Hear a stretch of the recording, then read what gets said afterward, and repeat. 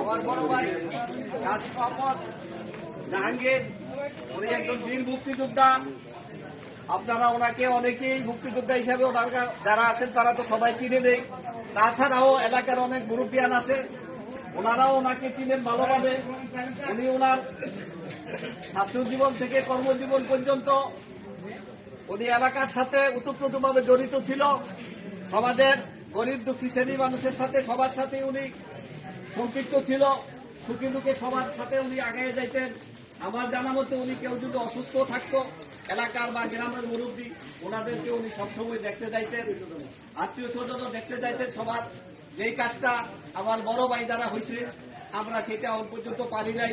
আমাদের জন্য আপনারা দোয়া করবেন, আমরাও যেন সবার পাশে থাকতে পারি। আমরা আমার বড় ভাই আপনাদের সাথে চলতে ফিরতে যায়া যদি কোনো ধরনের ভুল ত্রুটি ওনার আচার আচরণ হয়ে থাকে আপনারা ওনাকে আল্লাহর হস্তে মাফ করে দিবেন। আর যদি কোনো পাওনা দেনা থাকেন কেউ, আপনারা দয়া করে ওনার বড় ছেলে আমার ভাতিজা আছে অপু, ওর সাথে এবং আমাদের সাথে যোগাযোগ করবেন। ইনশাল্লাহ আমরা সেটা পরিশোধ করার ব্যবস্থা করব। বড় ছেলে বুঝছেন, আমি একটা কথা বলি কি জানেন, আমি কমিল্লা থাকি কিন্তু আমি এলাকাটা আসি না। আমার ভাই মাসে মাসে আসতো, কিন্তু আপনাদের সেবা করতে তা আমরা আসি না। এই যদি ওরা যদি আপনার স্পেশাল দোয়া করেন, আর এই জন্য ওনার বড় ছেলে কিছু বলবে। আমার আব্বা এই এলাকায় জন্ম হয়েছে, বড় হয়েছে, এই স্কুলে পড়ালেখা করছে, আপনাদের সাথে মিশছে। কখনো যদি ধরুন যদি কখনো যদি কোনো খারাপ ব্যবহার বা কোনো কারো মনে কোনো কষ্ট দিয়ে থাকে, আমি করজোরে আপনাদের কাছে ক্ষমা প্রার্থনা করতেছি। আপনারা দয়া করে আমার বাবাকে ক্ষমা করে দিবেন।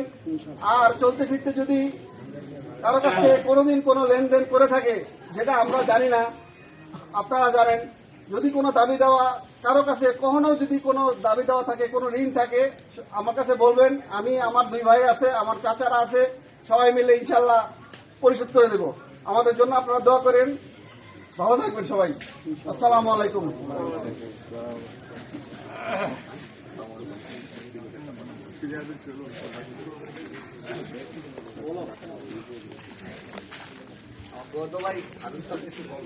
আসসালামু আলাইকুম ওয়া রাহমাতুল্লাহি ওয়া বারাকাতুহু। ওয়ালাইকুম সালাম ওয়া রাহমাতুল্লাহি ওয়া বারাকাতুহু।